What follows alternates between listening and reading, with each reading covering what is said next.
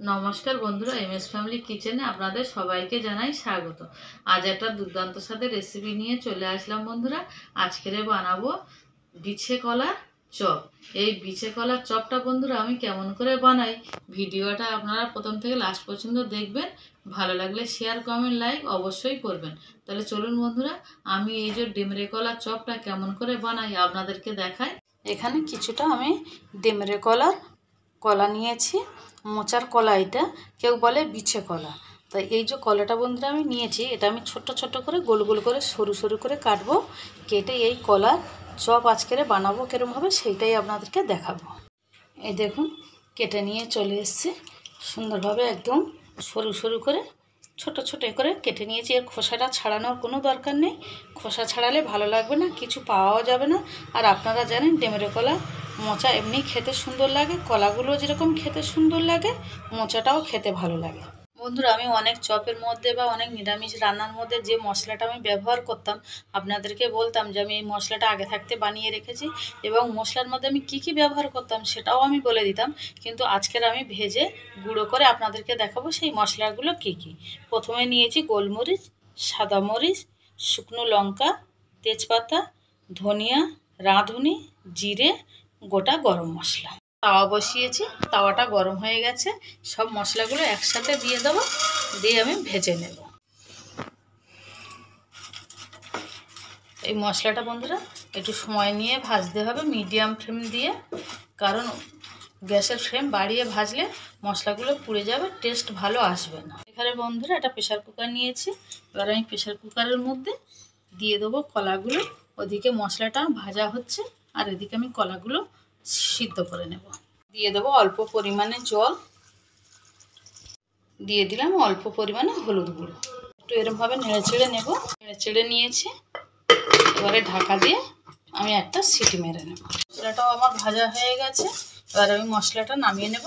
আর এই চপের মধ্যে বন্ধুরা আমি কোনো আলু ব্যবহার করলাম না, আপনারা চাইলে কিন্তু আলু ব্যবহার করতে পারেন। দেখুন বন্ধুরা, মশলাগুলো আমি সব মিক্সির মধ্যে নিয়ে নিয়েছি, এবার আমি সুন্দরভাবে একটা পেস্ট বানিয়ে নেব। দেখুন বন্ধুরা, একদম পেস্ট বানিয়ে নিয়েছি। এদিকে কলাটাও সিদ্ধ করে নিয়েছি, সুন্দরভাবে সিদ্ধও হয়ে গেছে, ঠান্ডাও হয়ে গেছে। এই দেখুন এরকম একদম নরম হয়ে গেছে। এবার আমি এটাতে মিক্সিতে একটু দেব, দিয়ে পেস্ট করে নেব। মিক্সির মধ্যে প্রথমেই দিয়ে দিলাম 4টে কাঁচা লঙ্কা, একটু আদা কুচি, এবারে এইগুলো দেব, কলাগুলো দেব, দিয়ে একটু পেস্ট করে নেব। যেহেতু বন্ধুরা আমি খোসাটা ছাড়াইনি, খোসাটা ছাড়ালে এই কলার টেস্টটা ভালো পাওয়া যাবে না, ওই জন্য আমি খোসা শুধু সিদ্ধ করেছি, ওই জন্য একটু পেস্ট বানিয়ে নিলে চপগুলো খুব সুন্দর খেতে লাগবে। বন্ধুরা, এই বাদ বাকিগুলো সব নিয়ে নিয়েছি, আর এর মধ্যে দিয়ে দেবো 150 গ্রাম চিংড়ি মাছ। এই চিংড়ি মাছ দিয়ে কলার চপটা বানালে খেতে দুর্দান্ত টেস্ট হয়। দেখুন বন্ধুরা, সুন্দরভাবে আমি পেস্ট বানিয়ে নিয়েছি। এবারে দিয়ে দেবো এর মধ্যে একটু হলুদ গুঁড়ো, অল্প পরিমাণে হলুদ গুঁড়ো, দিয়ে দেবো স্বাদ অনুযায়ী লবণ। বন্ধুরা, যে মশলাটা আমি ভেজেছিলাম দিয়ে দেবো ভাজা মশলার গুঁড়ো।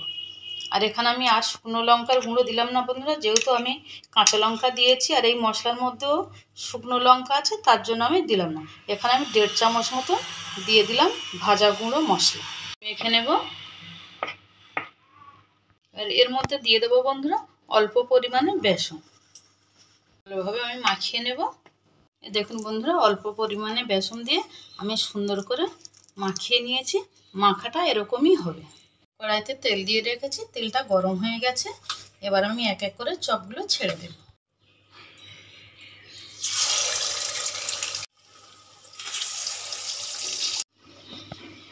এই দেখুন বন্ধুরা, এরকমভাবে আমি চপগুলো বানাবো।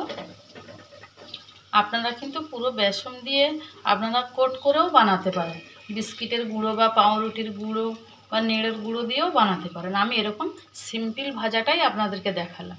ফ্লেমটা অবশ্যই কমিয়ে রাখবেন, আমি মিডিয়াম ফ্লেমে রেখেছি। এবার আমি চপগুলো উল্টে দেব, দিয়েছি, দিয়ে আর 2 মিনিট মতন ভেজে নেব। এই যে দেখুন বন্ধুরা, চপের কালারগুলো কি সুন্দর এসছে। এবার আমি চপগুলো তুলে নেব। চিংড়ি মাছ দিয়ে এই কলার চপটা আপনাদের কেমন লাগলো আমাকে কমেন্ট করে জানাবেন। আর যারা আমার চ্যানেলে নতুন বন্ধুরা আছেন, যারা আমার চ্যানেলটাকে এখনও সাবস্ক্রাইব করেননি, তারা অবশ্যই আমার চ্যানেলটাকে সাবস্ক্রাইব করবে, করে আমার পাশে থাকার অনুরোধ রইল। একইভাবে বন্ধুরা আমি সব চপগুলো ভেজে নেব।